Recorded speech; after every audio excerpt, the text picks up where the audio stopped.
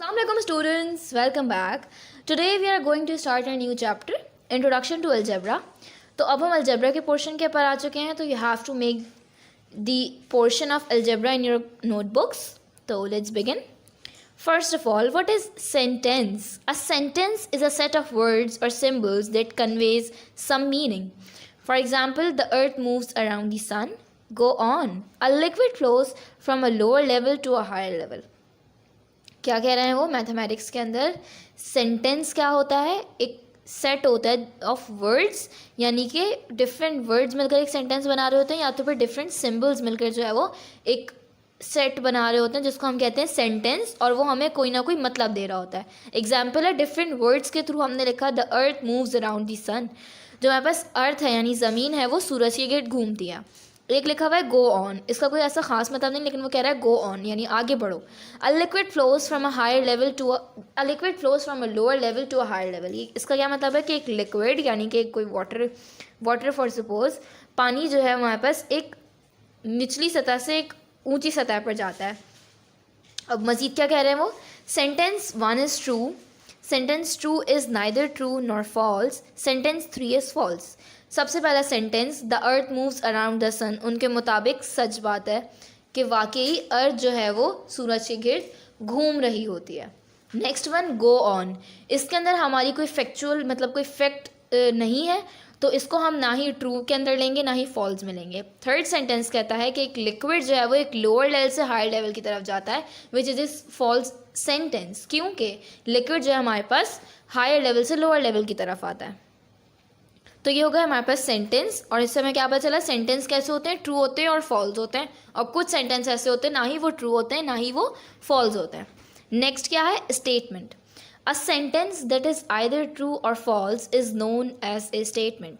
हमने ऊपर देखी थी 3 एग्जाम्पल्स. एक सेंटेंस ट्रू था, एक सेंटेंस फॉल्स था, और एक ना ही ट्रू था ना ही फॉल्स था. तो अगर हमारे पास कोई सेंटेंस ट्रू है या तो फिर फॉल्स है, तो उसको हम क्या है एक स्टेटमेंट का नाम दे देते हैं. फिर वो एक सेंटेंस नहीं रहता, वो एक स्टेटमेंट बन जाती है. In open statement, it is not immediately known whether the statement is true or false because not all the information is available. For example, he is the president of Sindh Club. No one can say whether the sentence is true or false unless the word he is replaced by the name of a person. अब वो क्या मज़ीद कह रहे हैं कि statement तो हमें पता चल गया कि अगर कोई सेंटेंस ट्रू है या फॉल्स होता है तो उसको हम स्टेटमेंट कह देते हैं. उन्होंने मज़ीद बताया एक चीज़ होती है ओपन स्टेटमेंट.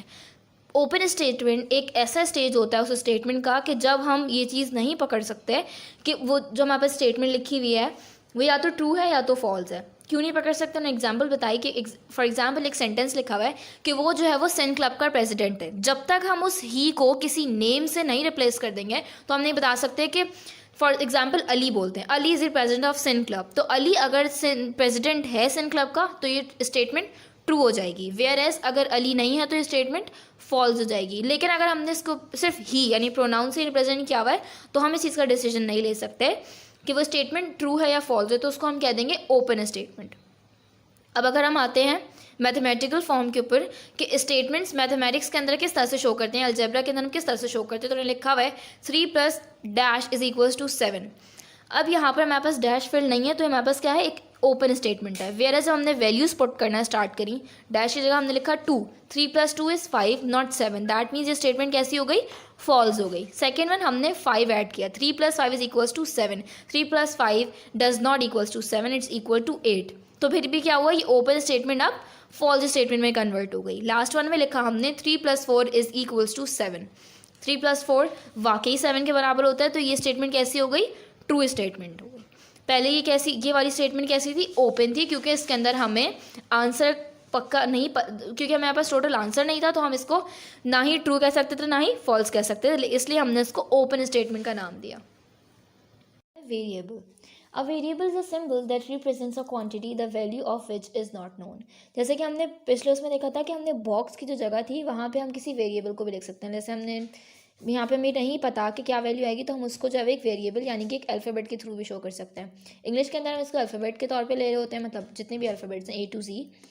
मैथमेटिक्स के अंदर हम उसको एज अ वेरिएबल काउंट करेंगे क्योंकि वो किसी अननोन वैल्यू की जगह हम लिख रहे होते हैं. जैसे कि हम देखें 4 × x 6 हमें नहीं पता, तो हमने लिख दिया is equals to y. constant.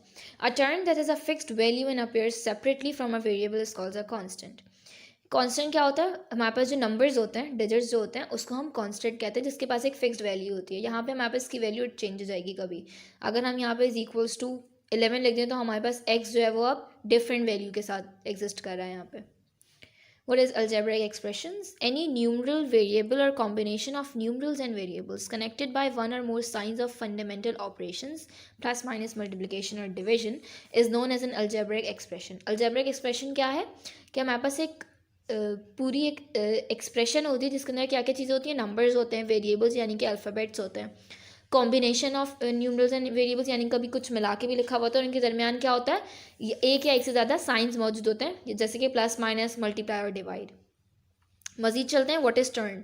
The numbers और letters separated by operators in an algebraic expression are called terms. For example ये हमारे पास एक अल्जेब्रिक एक्सप्रेशन लिखी हुई है, इसके अंदर हमारे पास वेरिएबल और जो हमारे पास वेरिएबल्स मौजूद हैं और जो हमारे पास कॉन्स्टेंट्स मौजूद हैं वो किसी नंबर की या कोई हमारे पास कोफिशिएंट मौजूद है तो वो किसी नंबर से जो है किसी ऑपरेशन के तहत आपस में अलग अलग रिप्रेजेंट किए जा रहे हैं. मतलब 4x अलग लिखा हुआ है, 2y अलग लिखा हुआ है, कैसे?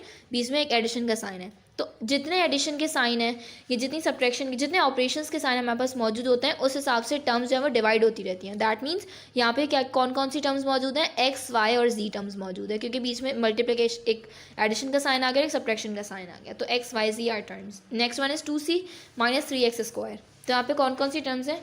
c and x are terms. Next is coefficient. The symbol or number appearing before the variable used in algebraic term is called its coefficient. ये आपके पास एक algebraic expression है और ये उसकी term है 4x.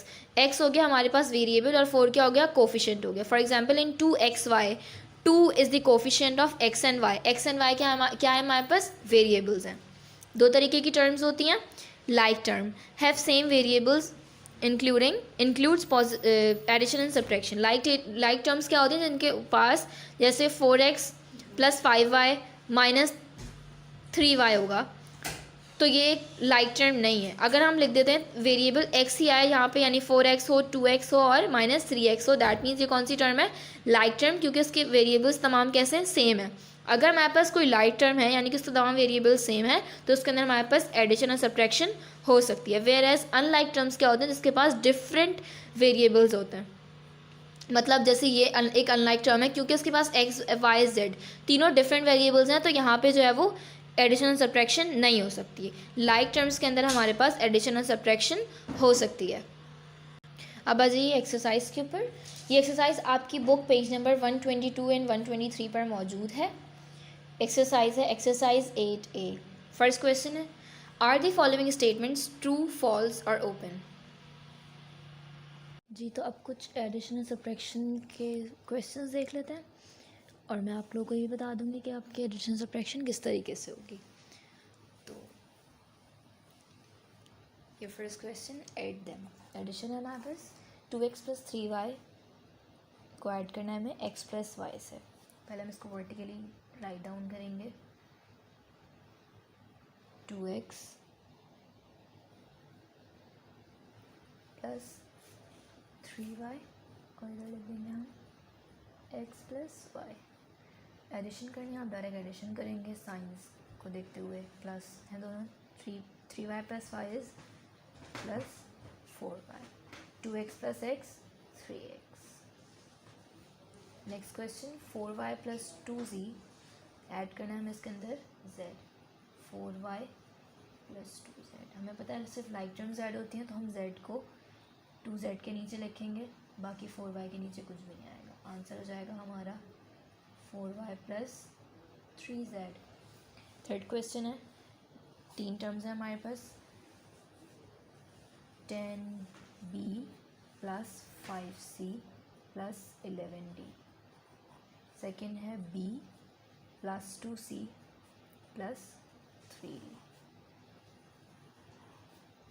11 plus 3 is 14d plus 5 plus 2 is plus 7c और 10b plus b 11b. ठीक है. अब ये जो पार्ट 4 और 5 है, 2x plus 3x plus 4x बहुत सिंपल है. और a+3a+7 है, ये आपके दोनों होमवर्क है। चलते हैं आप सब्ट्रैक्शन की तरफ। सबसे पहले सब्ट्रैक्शन करने से पहले आप ये चीज़ देख लीजिए, साइन बॉक्स होता है, मतलब हमारे पास जो सम्स होते हैं यानी ऑपरेशंस होते हैं प्लस और माइनस, वो मल्टीप्लाई होके, यानी अगर दो फॉर सपोज लिखा हुआ है माइनस भी है और प्लस भी है, तो क्या होगा, प्लस और प्लस प्लस ही रहेंगे, plus minus minus minus plus होता है, माइनस इंटू प्लस माइनस होता है। अब पहले देखिए 3a माइनस बी सब्ट्रैक्ट हो रहा है a+4b, तो हम लिखेंगे 3a माइनस बी, नीचे लिखा a+4b। अब क्या करेंगे हम, सब्ट्रैक्शन का ये रूल है कि वर्टिकली जब हम सब्ट्रैक्ट कर रहे होते हैं तो जो हमारे पास सेकेंड टर्म होती है उसके साइंस को हम ऑपोजिट, मतलब साइंस को चेंज कर देते हैं। प्लस है तो माइनस हो जाएगा और माइनस है तो प्लस हो जाएगा, तो यहाँ पे दोनों ही प्लस थे तो हमने इन दोनों को माइनस कर दिया। अब हम सब्ट्रैक्ट करेंगे, कंसिडर हम अब इसी साइन को करेंगे, तो -b-4b, माइनस माइनस क्या होता है, प्लस होता है। साइन माइनस का ही आएगा, ये हो जाएगा -5b। Next one 3a minus a, ये हो जाएगा हमारे पास 2a।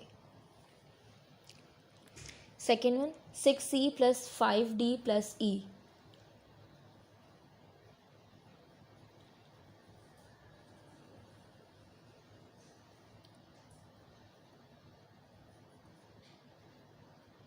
साइंस चेंज करेंगे, प्लस प्लस और minus,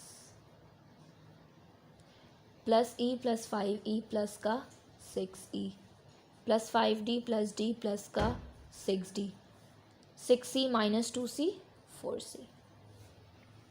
third question a + b - c, आप लिखेंगे a + b - c, फिर 2a + 2b - 2c, d है नहीं तो हम इसको अलग से लिख देंगे, माइनस प्लस माइनस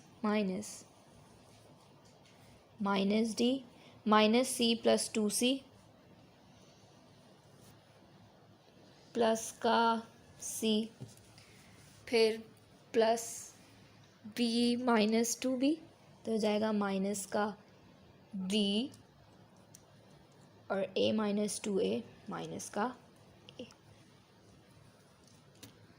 तो सब्ट्रैक्शन के लिए आपके पास 4 and 5 2x -x करेंगे और 11u + 15v - u + v, ये दोनों आपके होमवर्क हैं और ये आपका इंट्रोडक्शन टू अलजेब्रा का चैप्टर कंप्लीट हो जाता है। यहाँ पे you have to copy down all the questions जो मैंने आपको बताए हैं, सॉल्व करके दिखाए भी हैं, और जो मैंने आपको होमवर्क दिया आपने वो लाजमी करना है अपनी कॉपी पर, ठीक है जी। Thank you so much.